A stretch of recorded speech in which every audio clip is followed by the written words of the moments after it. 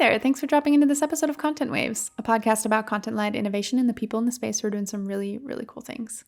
I'm your host, Monica, and today's guest is Alison Alwes, a marketing director with deep expertise in PR and nonprofit.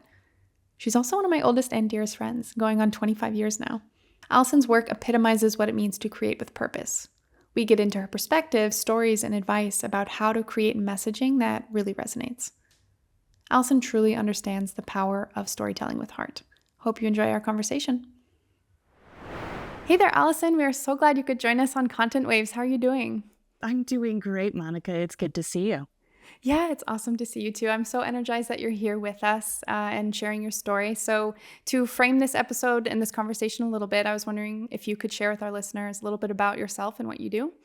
Certainly. So I'm Alison Alwes. I have had the pleasure of being able to be a part of nonprofit and for-profit business communities for my career, but my passion has always been about serving others in a way that amplifies the great work that they're doing. So I've done that in different roles as a PR strategist, as a crisis communicator. I've done work in marketing and engagement, volunteer engagement, but the through line has always been the focus on how communication connects us with other people. And so that's what I continue to do and love to do. How can we create things that amplify the voices of those who are really serving others? Mm-hmm. So perfect for our podcast, basically. So when we were sitting down and chatting a little bit ahead of time to plan this episode, we landed on sort of this notion of purpose, which makes sense considering the work that you do and the voices that you amplify. So for you, what would you say, what does purpose in content mean today? Yeah, so when it comes to creating content with purpose, to me, the starting point is always that that content is a connection. It is a way to build rapport. It's a way to engage with others. But it does it through something that is foundational with an organization or with a purpose in the way that they invest in their community, in other people, in the well-being of the world. So there's always this missional driven sense to those that I work with. And that's what I think of when I think of content with purpose, that we have that foundation that is beyond just a product. Even if you have a product, there is something innate in the goodness of why that is happening. Mm-hmm. Oh, that's a great perspective. So how do you know that a piece of content is just ticking a box, or versus, doing something actually meaningful? Yeah, well, I always pay attention to how people engage with this content, whether it's online, it's a digital piece of content, it's in person, it's a radio ad, it's a billboard. How are people responding to it? Are they sharing it? Are they liking it?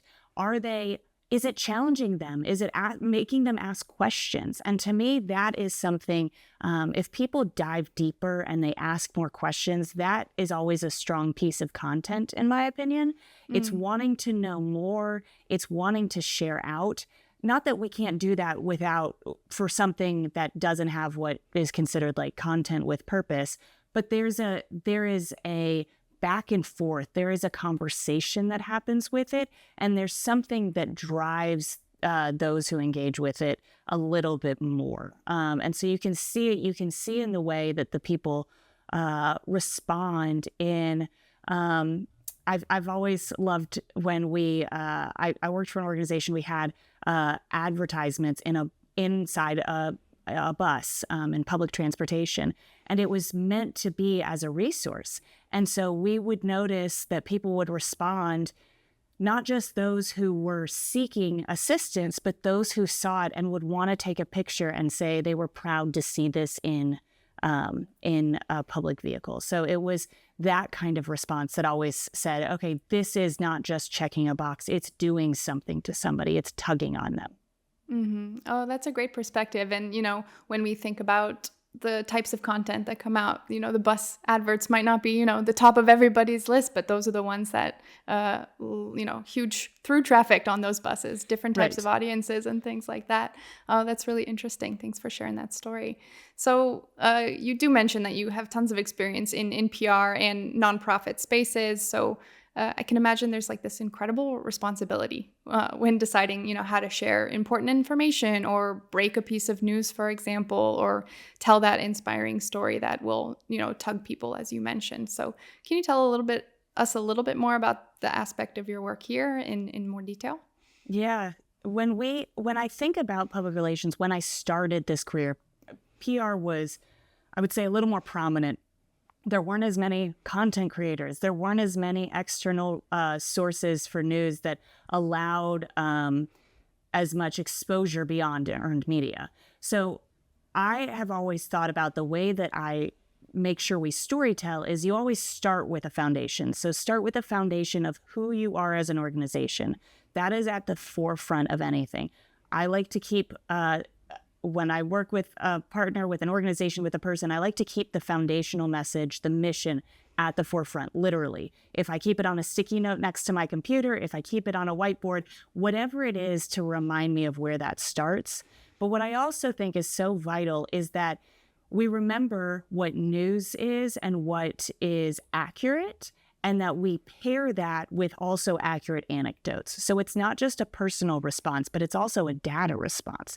And so it's that building up of here's where we start with our foundational mission and message, and then we build up through the data points and the anecdotes. So it's a layering effect, but it is all rooted in that foundational message and meant to emphasize the others. Man, that is a lot of moving parts, huh? It sure is. Oh my goodness. So how would you say then, how do you adapt content and work with all of these layers without losing that clarity, that foundational message, or that focus? So when I've done spokesperson training, or when we think about the content that we create, again, having that foundational mission and message at the ready is always important. I think it's also making that routine and embedded in who we are as an organization, who we are as spokespeople, our content. So say you are creating a social post, your hashtag is, if you can find a way to include your tagline or your mission in that. So you're seeing it in every post you're doing, or in almost every post. So you're saying, okay, this is where I need to start. Or when we do spokesperson training, you start every time with, what is our foundational missional message? Let's start with that. Or just a staff meeting. It's amazing how staff meetings can go from a place for feeling connected and feeling like you're getting the business work together into a check the box kind of situation. And the longer you're with an organization, some of those, you say it's a group of 4 people. You all think, okay, well, I know what it is, so why would we bring it up? And the point is, how can we start this meeting and say, this is why we're here, and these tasks are oriented around it. It's the same way with when we create content. Why are we doing this? And then we develop the messages around it. Mm-hmm. Yeah, I can imagine that can get lost or be lost in assumption along the way, or that sort of, as you mentioned, that regularity of meeting, or like, we all know why we're here, we got this, but making sure that you constantly bring that back up, bring that to the forefront, and start every day. I think that's really not just important for that PR space, that nonprofit space, but even me working in B2B SaaS, what are our customers' challenges? What are we trying to solve, and who's going to benefit at the end of the day from the software that we're using? So it Right. works everywhere. I mean, you have definitely different challenges to solve, but I think that constant starting with the foundation is super important, and probably forgotten because we have to move so fast so often. Right. I think that's the thing, is we want to check things off the list. We know we have so much to do. And so it's, everybody makes a joke of like, this meeting could have been an email. Yeah, that is true. There are a lot of times meetings can be emails, but if we don't spend a few minutes to remind ourselves why we're there, what we're doing, then that email does just that meeting becomes the email. It becomes a very task specific activity. But in the same way that when you see somebody, you often address them by their name, and there's a personalization. It's that kind of concept of, you don't see your friend and see them from down the hall and every time fail to mention their name. You may not say their name every time, but you do remember to address them because you don't want to end up at a party and think, oh my gosh, what's that person's name? Right. It's that. You don't want to show up at a party and think, oh my gosh, what are we working on at this organization? So. Oh, that's a really nice way to humanize the message there. Thank you so much. So I can imagine as well in a nonprofit when you are, maybe dealing with a breaking story or making sure you're telling someone's story accurately. How do you keep content, purposeful when you're trying to meet a lot of different needs at once, or doing something for social versus on the ground work or something like that? Can you share a little bit about your perspective there? When we think about the content we create, yes, the foundational message, I think, is always the starting point. But it's also about who is the audience. We all, as organizations, as individuals, but primarily as organizations, we work on campaigns. We know we've been planning for this. We've had 6 months to a year, and we say, this is our product launch. This is our new campaign. We're so excited about it.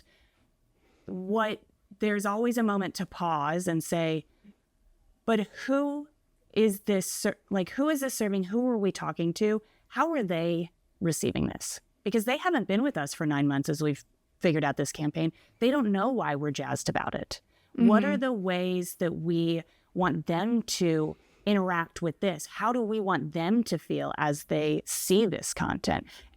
And how are we meeting them where they are? So having that audience mindset in every different aspect is so vital. I always pause and think, who is seeing this? How are they seeing it? And how would they interact with it? So something that I create for Facebook is very different from, say, a press release, a blog post.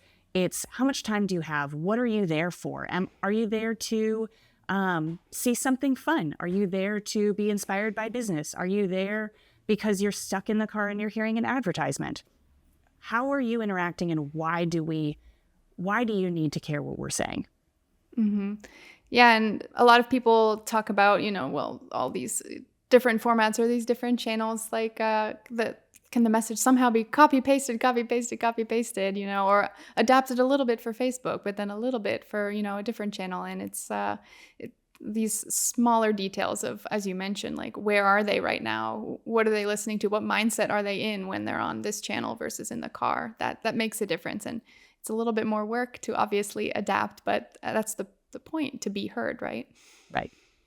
Wow.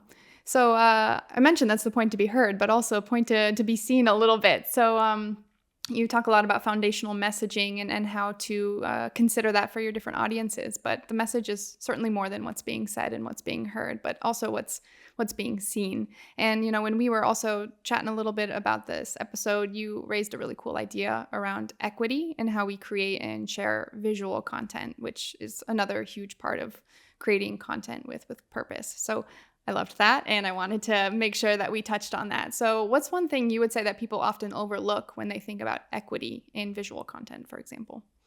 Well, first off, we all know how important visual engagement is with content, with anything. It's how so many people interact with the world, how they see things literally and figuratively. But it is often forefront of the mind. I see things, so that's what's connected, and that's what's happening right now. When we talk about content, we talk about different ways that we adapt our language so that it matches who's, even if it's, are we having a different language on there because we're speaking to somebody who speaks in a different language? That's vital. I believe that seeing that diversity is so important as well. And keeping it equitable, keeping it so that everybody has, I track to see who has like what time space in different visuals, like how often are you seeing this kind of person versus this kind of person? Not that we're all in a box, but it's something that you can relate to.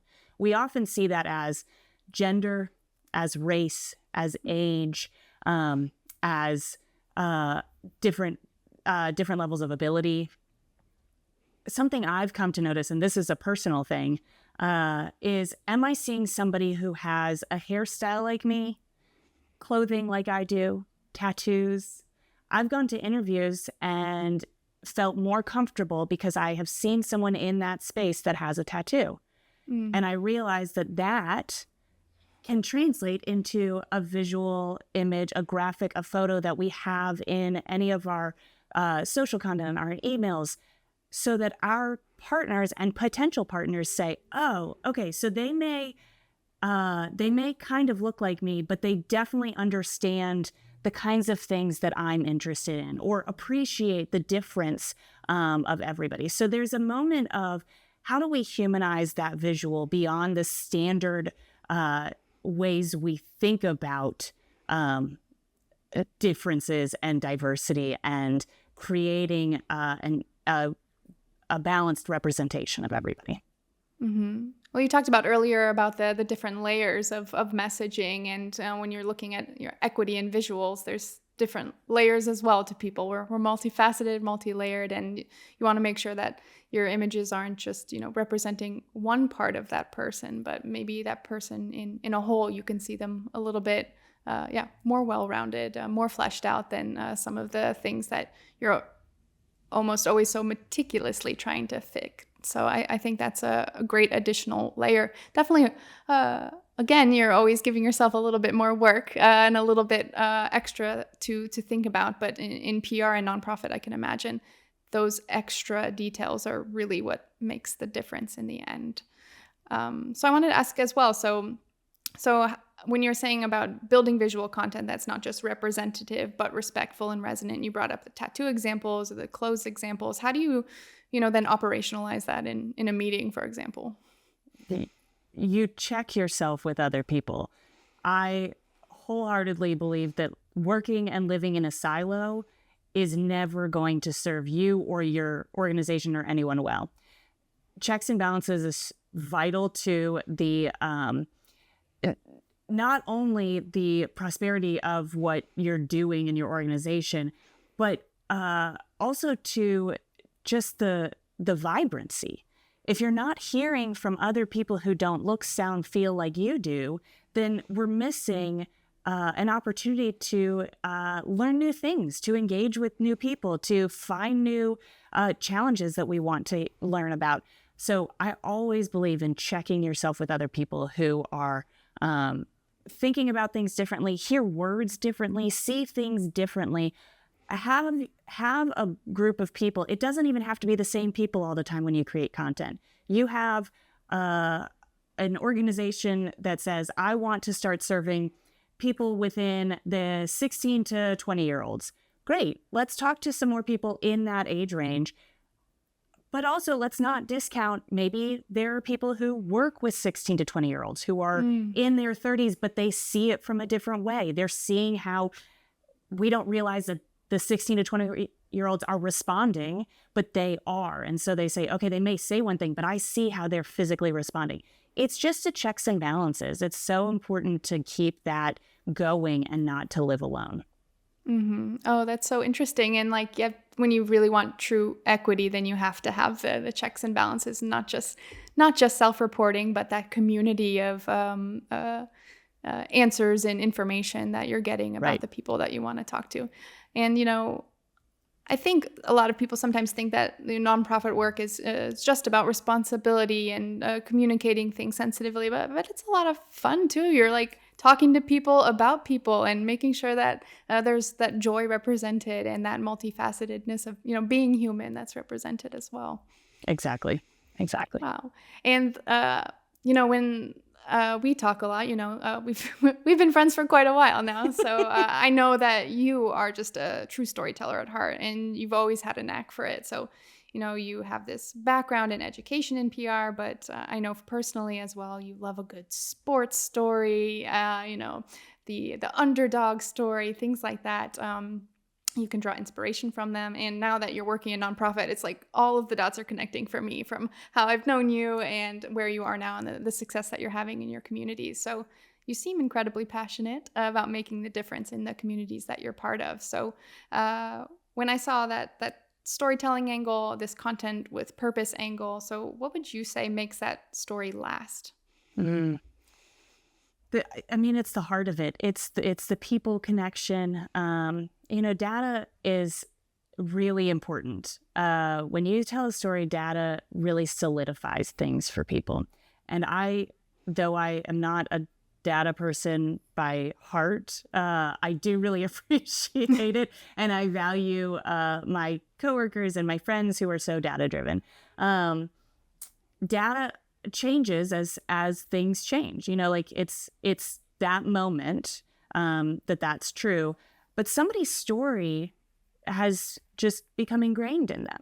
And to me, that's something that has longevity, that has a strong evergreen sense of you can hear from somebody and they say, because of this, I now know how to think differently. And that shift is the heart of it. It's the thing that lasts beyond, because it can meet people at different points in their life and speak to them differently. It's why when we read books or we watch movies or anything that we consume, entertainment or otherwise, we can go back to it and reread it and watch it again. And it says something different to us, but it still meets us where we are. It has an evergreen nature, even as it changes in the way that we absorb it. And so I think that's the joy of storytelling. That's the joy of like having a heartfelt story, a connection point. It's that it can live forever and adapt and meet you, but that story is still, that heart of it is still the basis. Mm-hmm. My gosh, I have goosebumps, especially when you're bringing back the idea of, we both are avid readers, the books that we read when we were in high school and then revisited them, now it's like, what are we still getting from it that we got, but what are we getting differently now out of it? Mm-hmm. That's such a great perspective. Thanks so much for sharing that. So, we talk about books and movies, but also now short form content is really popular. And I can imagine also, when breaking a story or sharing vital information, that's also really important in the work that you do. So how has your approach to storytelling changed, or had to change, or not have to change with the short form formats and, maybe even the shifting attention spans that we've seen? Well, attention span has certainly shifted, mine included. I very much value a 12-minute podcast that tells me a bunch of tidbits of news for the day, because that's how long I want my morning walk to be. So great. I'm glad that's how long it lasts. The advantage, there is more of an advantage than we think. And that is, it challenges us to think about more ways to share our story. It forces us to say, okay, this is my big story. What are the sound bites? How can I share those well?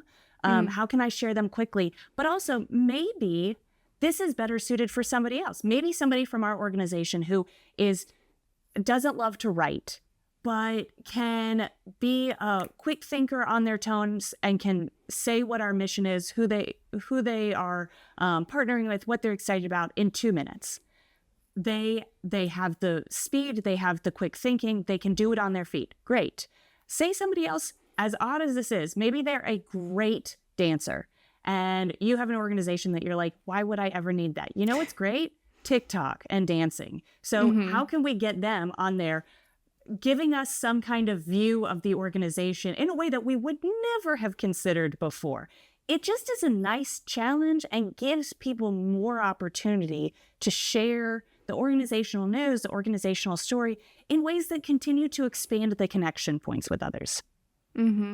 That's great to hear. And, again, you got to sort of dig in and find those little talents that people have across the organization that, when you sit together and have those meetings and consider your foundational message, then I can imagine then the conversation goes and you're like, okay, how are we going to tell it? And who's going to be doing what? Well, and it's, I appreciate not bringing too much personal into your workspace. I am somebody who wants to have a nice balance of I have boundaries. This is where I am at work. This is who I am elsewhere. But we're all people who show up. And if you can create an organization that allows a little bit of playtime, it gives you a chance to see some places where people could really shine. So this is not content related, but I think there's value in giving your employees, your organization, space and time to be kind of kid-like maybe you have a doodling contest, anything like that. It's also giving you that gives you time to think. That's something that gets overlooked. How can you think differently? What can you think about that would expand your reach and expand your knowledge? That's amazing. And, everything, all of these moments of, as you mentioned, as connection have purpose, and that can translate then into your work. So I see the connection, and I'm here for it. Although I would not win the doodling competition, I just have to say. Neither would I. Nor the dance competition. Let's not do that. Yeah, absolutely. So we talked about the shifting attention spans in the short form formats. Do you think the tools have also changed the core of how we tell stories, or just how fast we tell them? So in your work, what are the tools at your disposal? Yeah, the tools have not changed the storytelling. I think they have allowed for adaptation and for new ways, but storytelling is always, it's always been the same from the get-go. It's about building that connection. It's about finding engagement. It's ways that we bond. But the tools that, what are tools that we use? I don't know. The standard, people are using AI to write some of these stories. That's important. What's also important is the human element of that. So there's a balance of that. And to be honest, with some of the AI tools that exist now,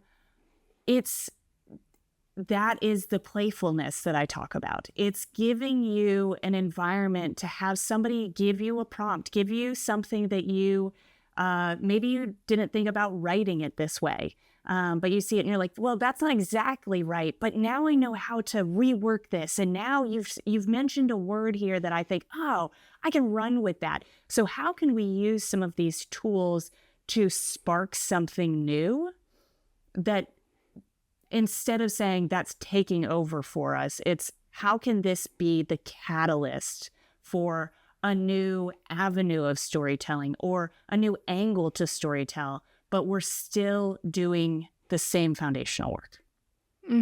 Yeah, and I think if you're an organization that does spend the time to make sure you are always aligned on the mission and you're constantly reminded of it, then that playtime and that additional catalyst, as you mentioned, can combine nicely and not, overrun what you're trying to do.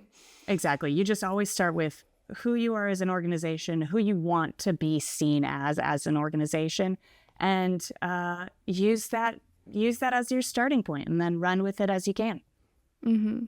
Well, that's great advice and really inspiring stuff that you're sharing with us. So I really appreciate it. So we are here to ride that content wave. So I ask every guest this last question, sort of that pay it forward approach. So can you recommend a book or an article, a podcast, piece of content that you find yourself coming back to again and again for some reason?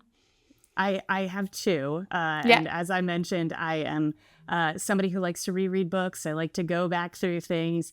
And so they are maybe at different ends of the spectrum, but to me, they speak to so much of what I want to be doing and how I want to be doing it. So the first is The Message by Ta-Nehisi Coates. And it's this way of really analyzing and digging into what are we telling people and how are we telling them and how are we trusting what we're telling people and what is serving people well. And so that to me is that whole book is one that really has challenged me to continue to not only produce content that is accurate and informative and serving the audience and serving the whole well-being of humanity, but also how I'm consuming content. And so it's a both and.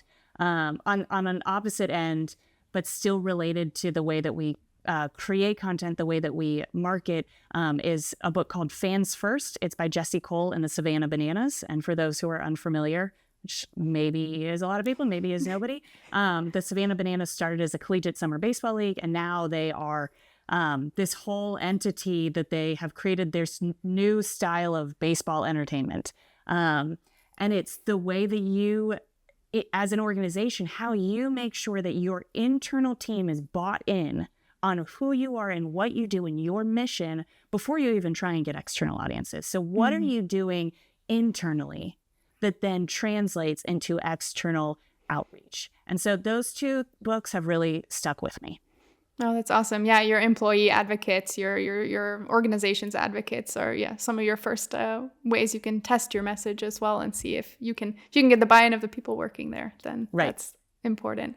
Wow. So thank you for the recommendations. We'll definitely leave them in the description for folks to see as well. But really appreciate the time that we spent together and the insights that you shared with our community. And thank you so much for joining us today, Alison. Thank you so much.